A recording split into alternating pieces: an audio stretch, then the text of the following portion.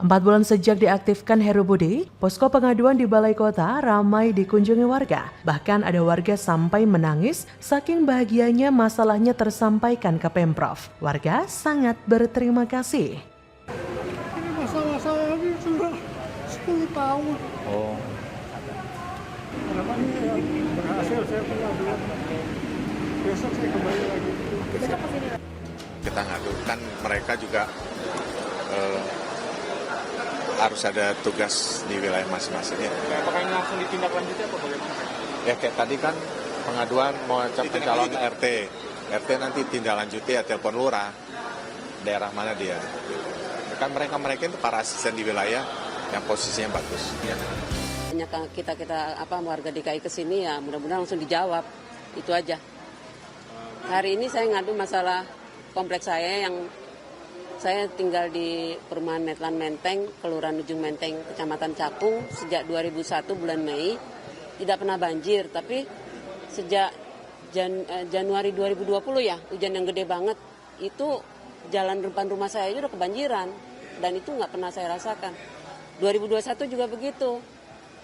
Nah, makanya ini mumpung belum hujan besar banget, nanti biasanya Januari itu kejadiannya. Makanya saya buru-buru ke sini. Antusias dari warga, ada yang dari Jakarta Utara, Jakarta Timur, dan berbagai permasalahan yang diadukan. Jadi ada kaitan dengan pemilihan RT, kemudian masalah sengketa pertanahan juga ada, bermacam-macam tadi. Bahkan tadi alhamdulillah tadi pagi itu Pak PJ sempat berkomunikasi dengan warga, menyapa warga juga, seperti itu.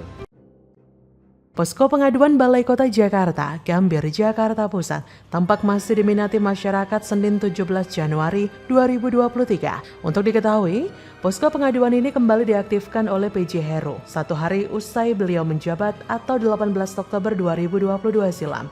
Lantas, bagaimana nasib posko pengaduan usai 4 bulan Heru Budi menjabat?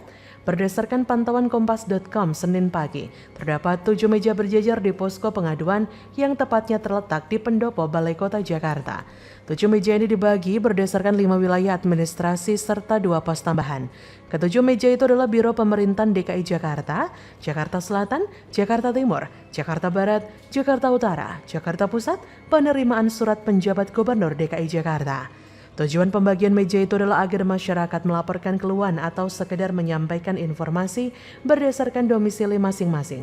Dan masyarakat pun menunjukkan respon sangat positif atas dibukanya kembali posko layanan pengaduan di Balai Kota Jakarta. Salah satu warga DKI Jakarta yang mengajukan pengaduan, Martina Gunawan, menyambut baik dibukanya posko layanan pengaduan masyarakat. Menurutnya, ini sangat bermanfaat karena ditanggapi dengan serius dan profesional. Adapun Martina datang untuk mengadu masalah sengketa lahan dengan Pemprov DKI Jakarta. Lahannya yang berada di Kelurahan Bambu Apus Cipayung, Jaktim merupakan zona hijau. Hal senada juga disampaikan Retno, warga Petogogan Kebayoran Baru, Jakarta Selatan, yang mengadukan soal banjir yang kembali terjadi di wilayahnya. Meskipun tak bisa berbuat apa-apa, setidaknya menurut Retno lebih dapat perhatian, bisa tetap muka dan menyampaikan keluhannya. Selain itu, ada pula seorang pria lanjut usia yang tengah membuat laporan di pos Biro Pemerintahan DKI Jakarta. Ada seorang pegawai PJLP yang sedang melapor di pos Jakarta Selatan. Terdapat seorang petugas dari jajaran Pemprov DKI yang melayani PJLP tersebut. Semakin siang, masyarakat yang melapor silih berganti.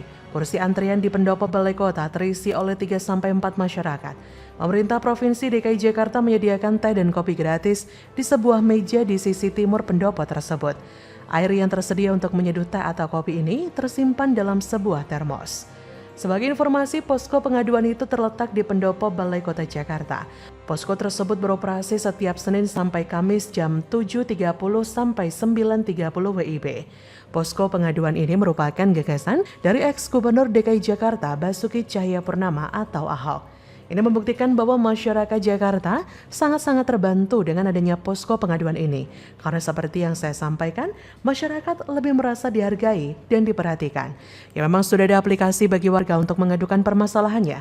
Namun yang namanya manusia kan butuh interaksi, butuh kedekatan dengan pemimpin dan jajarannya.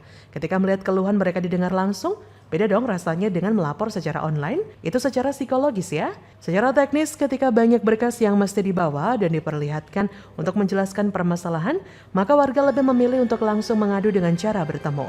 Kalau lewat aplikasi mungkin dinilai ribet, Tapi tentu saja, pengaduan secara online lewat aplikasi masih tetap dibuka oleh PJ Heru. Jadi, bagaimana menurut Anda?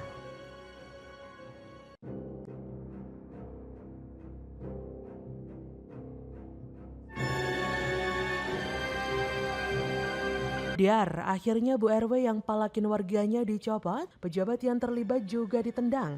PJ Heru tegas nggak akan kasih ampun soal pungli. Hajar, Pak. Terus sempat deket, nah ditawarin katanya, ini anaknya harus diurusin secara kayak apa, akte, kayak pindah ke sini aja gitu. Nah bapaknya kan orang Bogor, KTP Bogor, ditawarin bapaknya suruh pindah ke sini, ya udah demi dia, demi anak gitu ya. Bapaknya nyari surat pindah ke sini, nah ditawarin. Jadi akte sama kakak sama KTP itu kan 1,5 juta, udah dibayar itu, udah dibayar. Keluar akte, keluar apa? Kakak sama KTP bapaknya, nanya aktenya mana? Akte katanya harus ada KTP ibu gitu. Sedangkan itu aku kan harus nyari surat pindah, terus anakku masih kecil.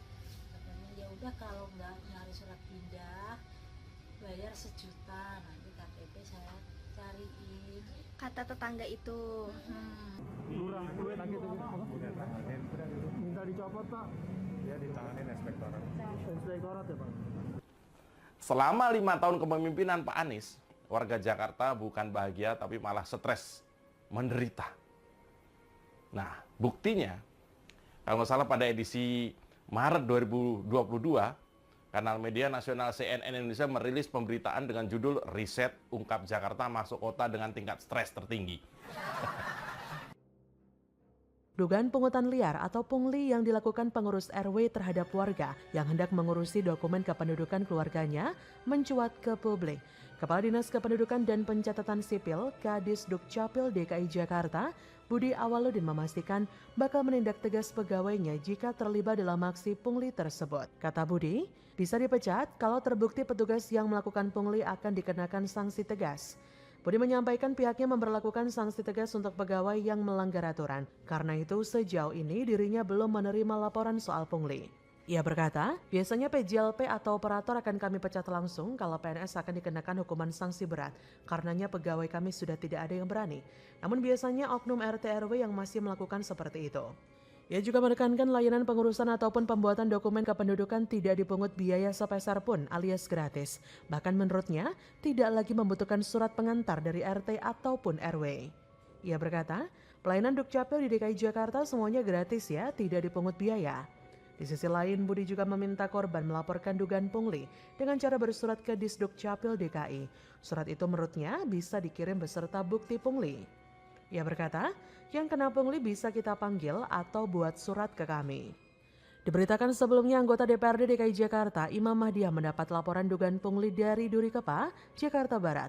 Merujuk pada laporan yang diterima Ima, pungli itu dilakukan oleh pengurus RW terhadap warganya yang hendak menguruskan dokumen kependudukan keluarganya. Kata Imam melalui Instagramnya, Selasa 27 Desember, menindaklanjuti laporan warga, Bapak Hendra 3 tahun lalu bayar 2,5 juta ke oknum untuk pengurusan akta kelahiran dan tidak jadi-jadi. Akhirnya beliau lapor ke nomor pengaduan saya. Dihubungi secara terpisah, Imam menjelaskan kasus itu bermula pada 2018 silam. Saat itu, korban mengaku dimintai uang oleh istri ketua RW berinisial D sebesar 2,5 juta untuk biaya mengurusi dokumen administrasi milik istri dan anaknya. Oknum D itu menjanjikan dokumen selesai dalam waktu singkat. Saat itu tugas-tugas RW diserahkan kepada istri lantaran ketua RW yang menjabat saat itu sedang sakit. Namun nyatanya setelah 3 tahun lamanya, dokumen itu ternyata tak kunjung selesai. Ia berkata, jadi waktu itu pas ada pengaduan masuk dari Pak Hendra, Bu bisa dibantu nggak? Anak saya sudah 3 tahun umurnya, waktu awal-awal itu diminta bantuan sama istri RW mereka bayar. Pada akhirnya Ima pun membantu korban menyelesaikan dokumennya. Ia pun sudah melakukan cross-check dugaan pungli itu kepada Pemprov DKI. Di sisi lain, laporan tentang istri RW di Jakarta Pusat melakukan pungli dengan dimintai duit 2,5 juta untuk mengurusi akta memicu kehebohan. Lurah Durikepa Abdul Rashid mengatakan sudah menindaklanjuti dan meminta keterangan dengan terduga dan pelapor.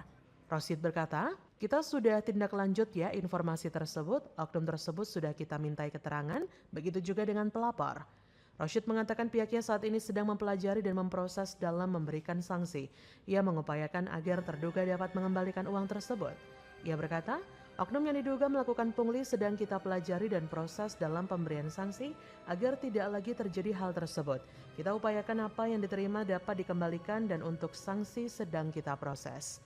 Rashid berharap tidak ada lagi kejadian pungli seperti itu. Ia memastikan seluruh pelayanan terkait kepengurusan dokumen di kelurahan gratis tanpa dipungut biaya apapun. Jadi bagaimana menurut Anda?